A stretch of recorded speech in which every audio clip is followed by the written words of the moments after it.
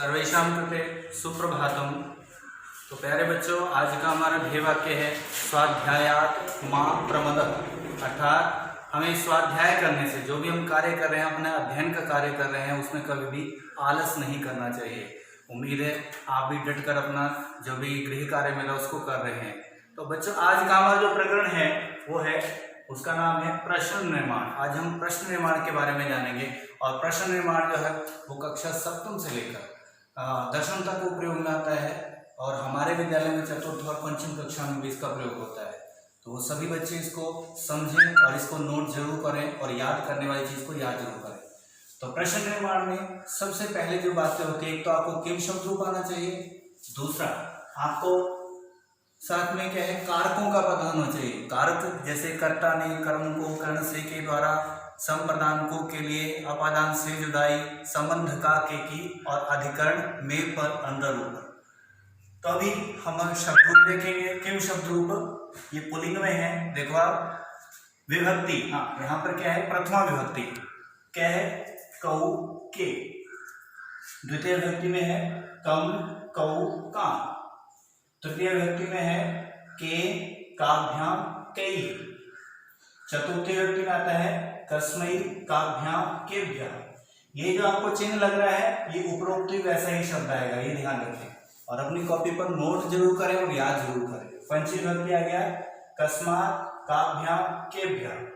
आगे आ गया कि छठी विभक्ति, षष्ठी कस्य कयोः केशां, कस्य कयोः केशां। और सप्तमी विभक्ति है कस्मिन् कयोः केषु।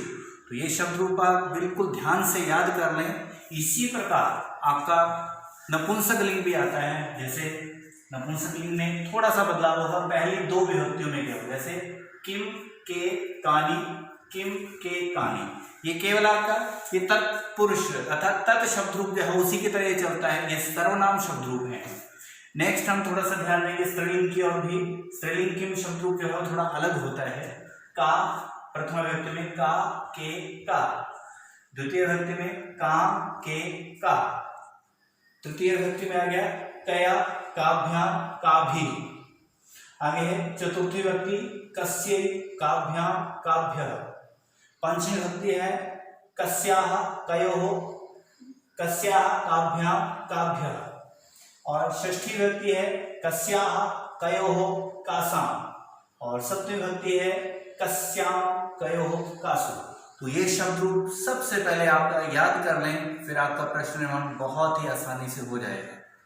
नेक्स्ट हमारा चरण आता है वो क्या है, विशेष। इनको अव्यय, विशेष अव्यय है कुछ जो कि आपके इसमें मतलब प्रश्न निर्माण में प्रयोग होते हैं।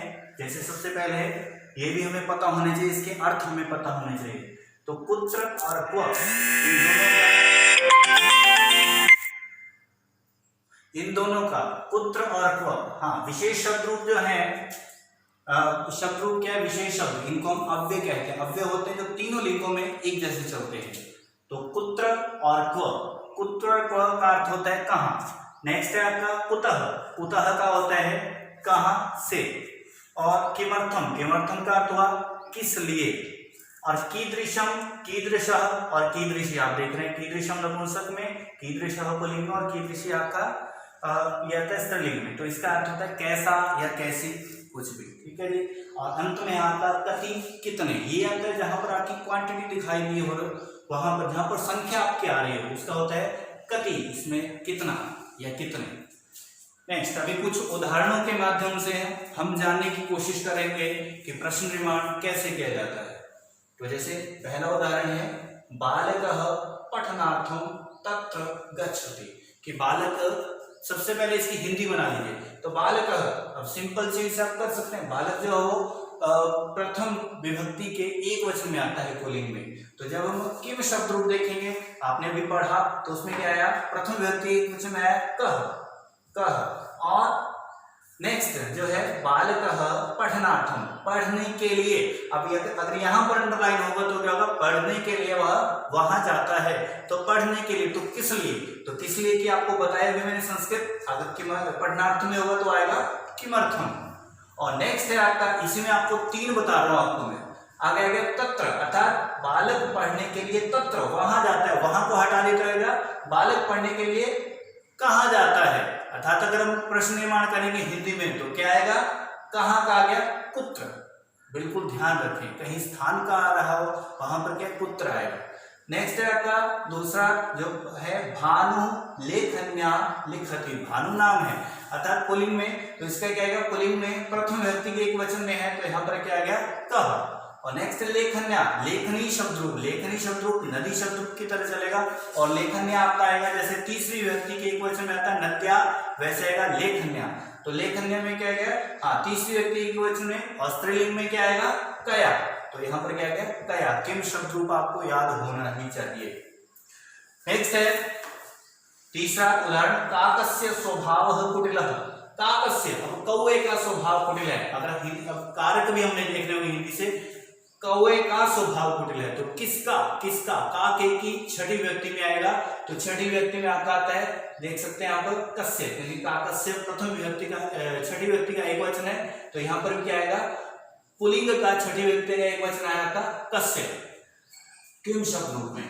नेक्स्ट है स्वभाव की बात हो रही है, कैसा है, कैसा है, स्वभावः कुटिलः, स्वभावः कीदृश स्वभाव, कैसा कुटिल स्वभाव था उसका, तो इसमें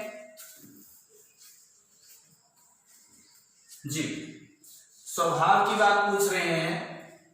तो अगर मान लीजिए यहाँ पर कुटिल स्वभाव की बात पूछी गई है, तो क्या है यहाँ पर आएगा आपका कीदृशः, कैसा स्वभाव था, कि काकस्य कौवे का स्वभाव कुटिल था, तो कौवे का स्वभाव कैसा था, कीदृशः। नेक्स्ट है आपका तत्र 10 बालकाः क्रीडन्ति, तत्र, तत्र अब बता दिया मैं, जहां पर स्थान के बारे में चर्चा हो रही है वहां पर कहाँ, तो यहाँ पर आ गया कहाँ, कुत्र, आपने पहले पढ़ा। नेक्स्ट है आपका संख्या आ रही है बच्चों, तो संख्याओं में क्या आएगा कति, कितने, कितने बालक खेल रहे हैं। और अंत में जो हमने किया बालकाः, तो इसमें आएगा बालक है, बालको, बालकाः पुल्लिंग के प्रथम व्यक्ति के बहुवचन में, तो पुल्लिंग के प्रथम व्यक्ति के बहुवचन में हम देखें किम शब्द रूप तो आएगा कह, कौ, के आएगा, के क्रीडन्ति।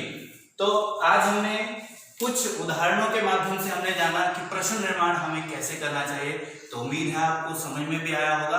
आप घर में भी इसकी प्रैक्टिस जरूर करें और इसको जरूर लिखें, और आपके अभ्यास में भी ये प्रश्न निर्माण आया होगा, आप उसको समझने की कोशिश करें और अभ्यास जरूर करें, और किम शब्द रूप और कारक जरूर याद करें। तो आज के लिए बस इतना ही, धन्यवाद।